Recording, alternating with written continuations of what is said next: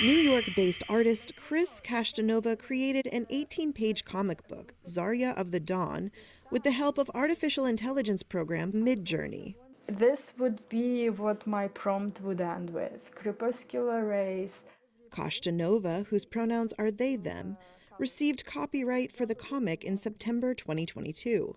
They then declared on social media that it meant artists were entitled to legal protection for their AI art projects. It didn't last long. 5 months later, the U.S. Copyright Office suddenly reversed itself. The office said the images in Zarya were, quote, not the product of human authorship. The office allowed Castanova to keep a copyright in the arrangement and storyline. I am not that upset about the decision because I'm realistic. It's a very new technology. People are afraid of it. The case has ignited the debate about who owns AI-generated artwork and whether artwork needs to be created by a human being. New AI programs like ChatGPT, Midjourney, and Stable Diffusion have recently smashed records for user growth and seem poised to transform human expression. But the legal system still hasn't figured out who owns the output. Is it the users, the owners of the programs, or maybe no one at all?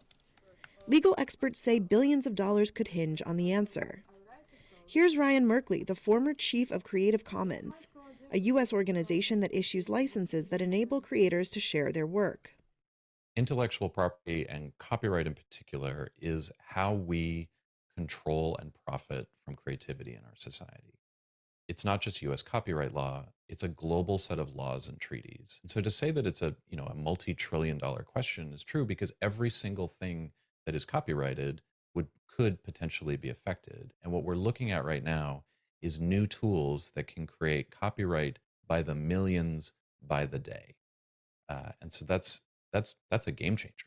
In the U.S. and many other countries, anyone who engages in creative expression usually has immediate legal rights to it. Courts, including the U.S. Supreme Court, have long held that an author has to be a human being.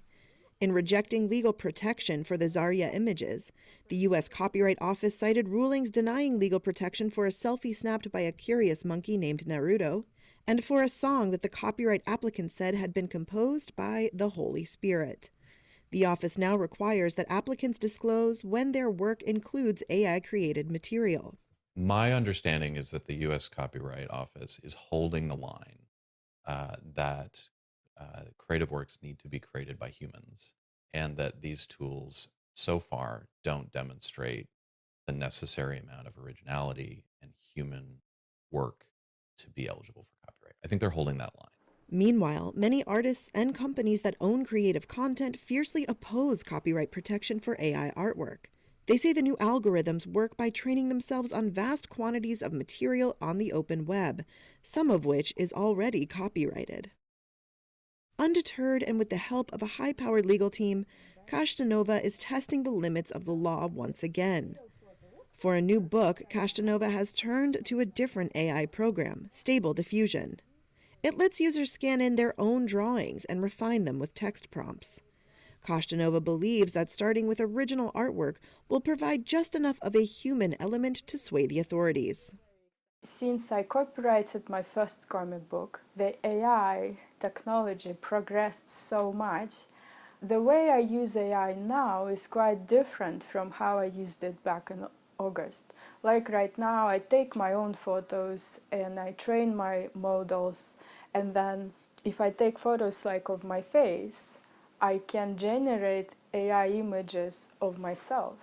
So that's a lot of creativity. So I feel like maybe that is what is going to be copyrightable. I would like to try and copyright my next comic book. What I try to do is to teach and to educate and to tell my friends that it's a revolution. AI is here to stay. Either if I do AI or not, it's going to be here.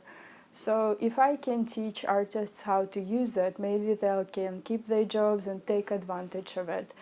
The whole world